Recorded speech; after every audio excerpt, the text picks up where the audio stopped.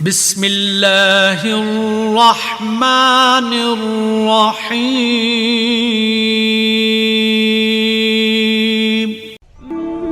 ماں باپ سے اظہار ضروری ہے۔ یہ سارے وہ رشتے ہیں جن کو میرے نبی نے قرآن سنو ماں باپ کے لیے وَخْفِضْ لَهُمَا جَنَاحَ الذُّلِّ مِنَ الرَّحْمَةِ وَقُلْ رَبِّ ارْحَمْهُمَا كَمَا رَبَّيَانِي صَغِيرًا۔ ہاں، ماں باپ کے لیے اپنے پر پھیلا دو، پر بچھا دو۔ کیوں بھائی؟ انسان کے پر ہوتے ہیں یا بازو ہوتے ہیں؟ باجو، تمہاری گجراتی میں بولوں نا، باجو باجو ہوتے ہیں نا، پر تو نہیں ہوتے نا۔ لیکن اللہ کہہ رہا پر بچھا دو، اپنے ماں باپ کے لیے پر بچھا دو۔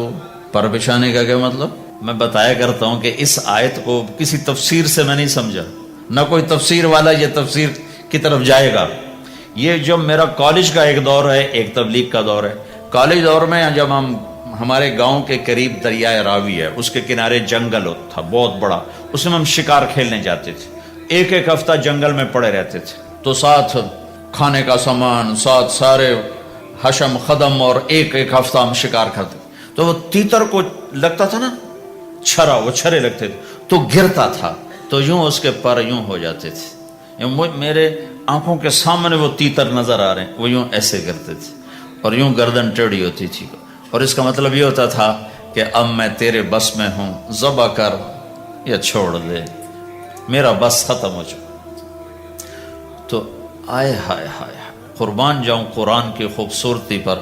میرا رب کہتا ہے اپنے پروں کو بچھا دے ماں باپ کے آگے، جیسے زخمی پرندہ تیرے آگے بچھ جاتا ہے کہ ذبح کر دو صاحب، بھون کے کھا یا کباب بنا کے کھا، اب تیرے حوالے ہوں۔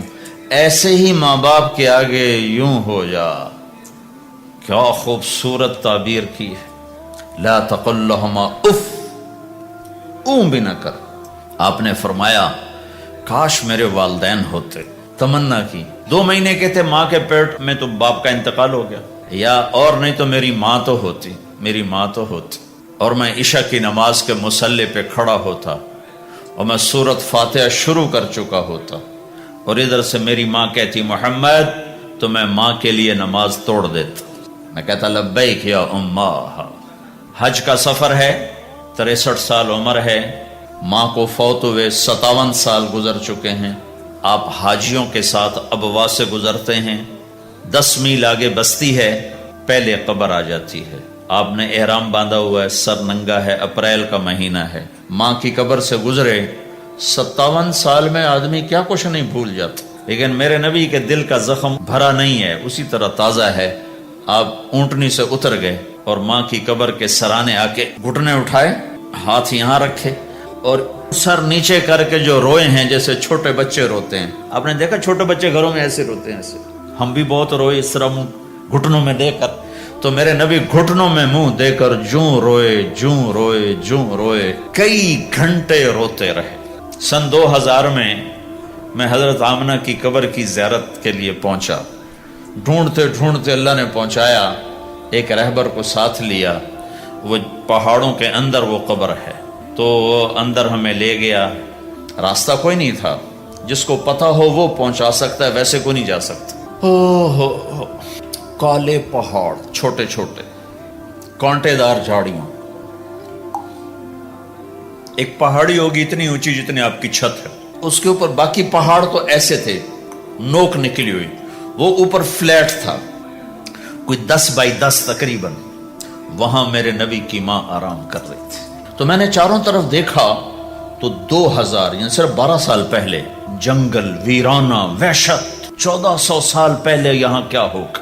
میں اللہ کی بے نیازی سے کانپ رہا تھا کہ میرے رب، جس کی خاطر تو نے کائنات بنائی، یہاں اس جنگل میں اس پہ اتنا امتحان ڈالا، وہ بھی 6 سال کی عمر میں۔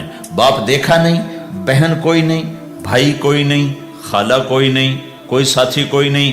3 دن بعد یہ موت آتی تو مکے میں آتی تو کئی سینے سے لگاتے، 3 دن پہلے یہ موت آتی تو مدینے میں آتی، کئی سینے سے لگاتے، مدینے سے بھی نکالا اور مکے سے بھی دور کیا، اور جنگل کے اندر صرف 25 سال کی عمر میں اما آمنہ رضی اللہ تعالیٰ عنہ پہ موت نے وار کیا، اور اللہ کے نبی گھبرا گئے۔ 6 سال کے بچے کو سمجھ میں نہیں آ رہا کہ یہ کیا ہو رہا ہے، حضرت آمنہ بول نہیں پا رہے۔ مجھے لگتا ہے غالباً ہارٹ اٹیک ہوا ہوگا. 3 افراد، والدہ، خادمہ ام ایمن اور میرے نبی. اور حضرت آمنہ یوں تڑپ رہی تھی، ایسے پہلو بدل رہی تھی، تڑپ رہی تھی، اور آپ سہمے ہوئے بیٹھے تھے اور سمجھ میں نہیں آ رہا تھا ہوا کیا ہے. پھر حضرت آمنہ نے آخر میں اپنے آپ کو، ہارٹ اٹیک میں بولا نہیں جاتا، مجھے ہوا تھا تو مجھے پتا ہے بولا نہیں جاتا. بجھتی شمع بھڑکی کا بیٹا، ہر زندہ نے مرنا ہے، ہر جوانی نے ڈھلنا ہے، اور لگتا ہے میرے جانے کا وقت آ چکا ہے. ولد تو طہرن، تو ایسا پاک ہے کہ تیرے ذریعے سے سارا عالم پاک ہو. اور شمع بجھی اور چھوٹا سا معصوم بچہ ماں کے سینے پر سر رکھ کے جو رویا ہے. کاش تم اس جگہ پہ ہوتے، اس خوبصورت ملک میں. تم ابوا کو کیسے جانو اور میں تمہیں کیسے بتاؤں. میں ہزاروں دفعہ یہ قصہ سنا چکا ہوں. مجھے ہر دفعہ رونا آتا ہے کہ میں وہاں اپنے آپ کو محسوس کرتا ہوں کہ ہائے، یہاں اس جگہ اتنا بڑا امتحان، اور صرف 6 برس کا. کون وہاں قبر بنانے آیا؟ کوئی گزرے ہوں گے، ویسے تو کسی کے بس میں نہیں وہاں قبر بنانا. جب پہاڑ سے نیچے اترے تو ہمارے نبی پھر بھاگے.